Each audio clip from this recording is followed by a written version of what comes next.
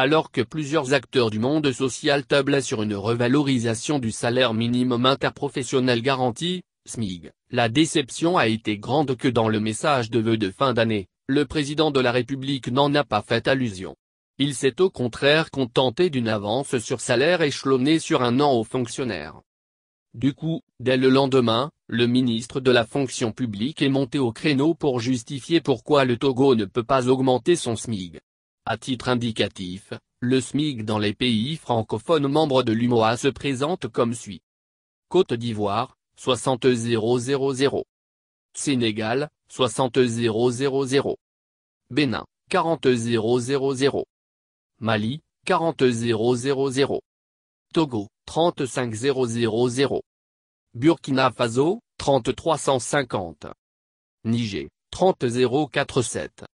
Si en Côte d'Ivoire, au Sénégal, au Bénin, au Mali, le SMIG est supérieur ou égal à 40,000 FECFA, en quoi le SMIG du Togo fixé aujourd'hui à 35,000 depuis 2011 est-il une norme dans la sous-région?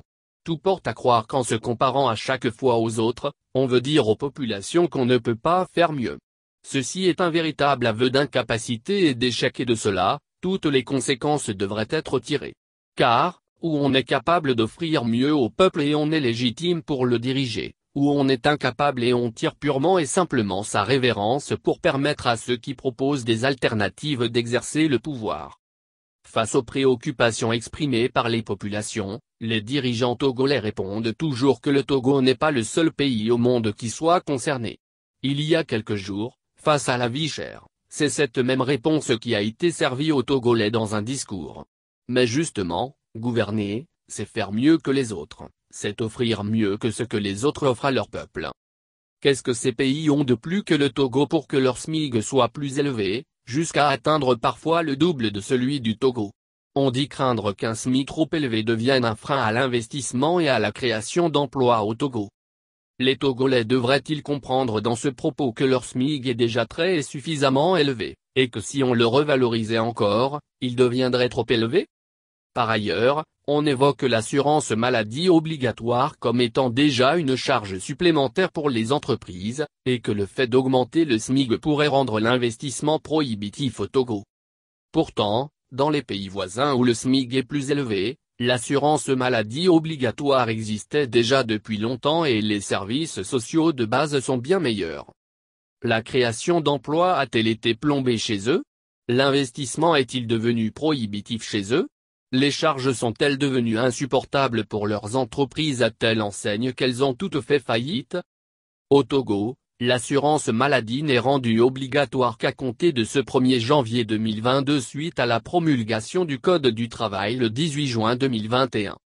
Allez vérifier combien d'entreprises ont déjà souscrit une assurance maladie en faveur de leurs travailleurs depuis les 6 derniers mois et lesquelles sont prêtes ce 1er janvier 2022. Surtout qu'à ce jour, le décret portant répartition de la part à supporter par l'employeur et le travailleur n'est toujours pas encore pris. Quelles sont les vraies raisons pour lesquelles on ne veut pas une revalorisation du SMIG au Togo? 1.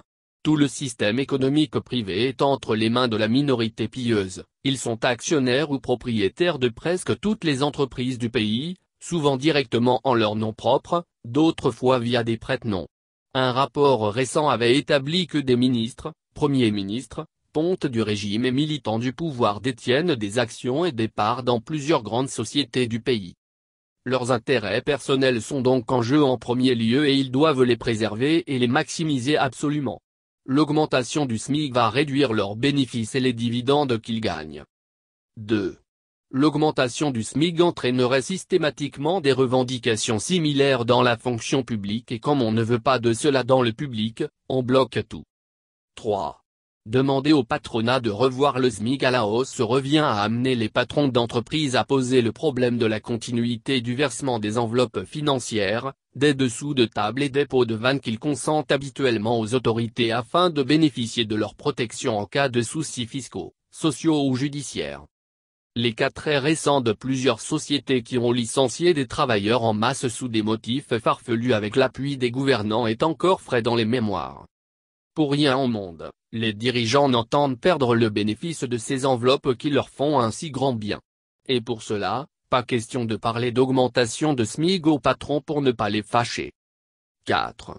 On veut toujours présenter le Togo comme le meilleur pays réformateur en Afrique et même au monde. Ainsi, toucher au SMIC ferait perdre des points, et comme au Togo, on raffole tellement des conneries de rapports Doing Business, MCC et consorts, il n'est pas question de perdre le classement. Il y a bien un enjeu politique de taille derrière ces classements ronflants, souvent tronqués et manipulés en faveur des régimes qui ont payé à cet effet. En réalité, le Togo n'est qu'un véritable paradis fiscal où des avantages fiscaux majeurs de taille sont consentis aux soi-disant investisseurs qui viennent y s'enrichir pour rapatrier tranquillement leurs bénéfices après avoir royalement exploité la main-d'œuvre locale rendue bon marché avec le soutien des gouvernants en plus des exonérations fiscales importantes dont ils bénéficient. La loi sur la zone franche, le code des investissements, le code minier et de nombreuses autres dispositions légales concèdent des milliards d'impôts et de droits de douane aux opérateurs économiques, alors qu'au même moment, le niveau de vie des travailleurs dégringole de jour en jour et ce, sous le regard indifférent des autorités. Si l'on renonce à des centaines de milliards d'impôts et de droits de douane, c'est justement pour favoriser le bon traitement des travailleurs et promouvoir l'emploi décent. Les impôts et droits de douane non payés devraient ainsi servir à bien rémunérer les travailleurs et à améliorer de façon permanente leurs conditions de vie. Mais il n'en est absolument rien. Et les gouvernants, trempés jusqu'au cou, apportent leur appui à la surexploitation de leurs administrés par les employeurs véreux. En vérité, il n'y a qu'au Togo que les gouvernants se dressent contre les intérêts des nationaux. Le constat est que, aucune norme de travail décente telle que dictée dans les conventions internationales de l'Organisation internationale du travail, lesquelles sont ratifiées par le Togo, n'est respectée dans le pays.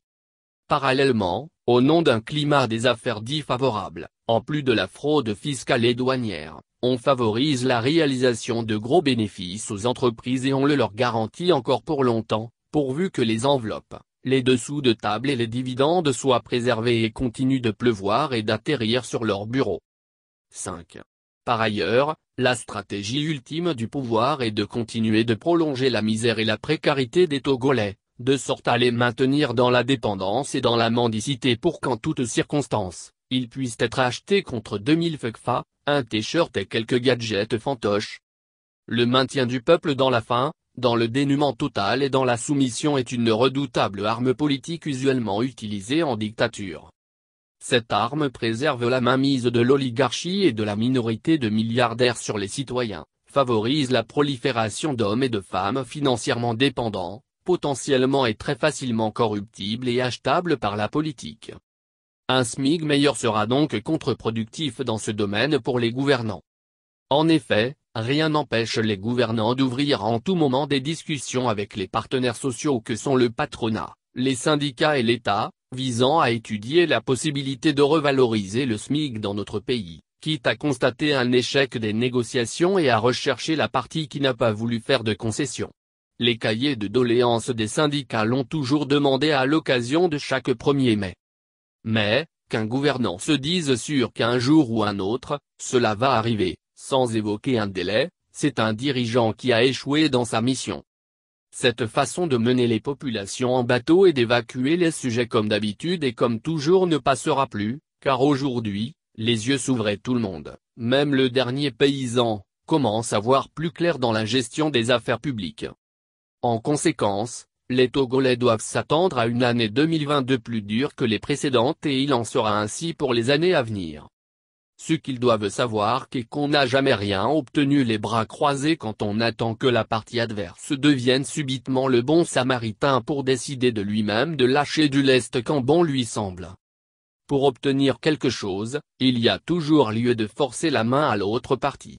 Les immenses richesses dont dispose le pays, les avantages fiscaux et douaniers de taille concédés aux entreprises étrangères et nationales contrôlées par la minorité, la fin de la fraude fiscale et douanière ambiante, le bradage du patrimoine du pays, l'utilisation judicieuse des ressources à des fins utiles et bénéfiques pour la population, la fin de la corruption galopante, le renoncement à l'endettement insensé, bref la bonne gestion sans laxisme comme l'a reconnu le premier de nous tous, devrait permettre l'amélioration nette du train de vie des Togolais. Pour y parvenir, nous savons tous, aussi bien individuellement que collectivement, ce que nous avons à faire. À moins que notre conscience collective, le seul et dernier bien qui nous reste, nous ait été confisqué aussi. Dans ce cas, rendons-nous tous à la potence et allons nous faire pendre.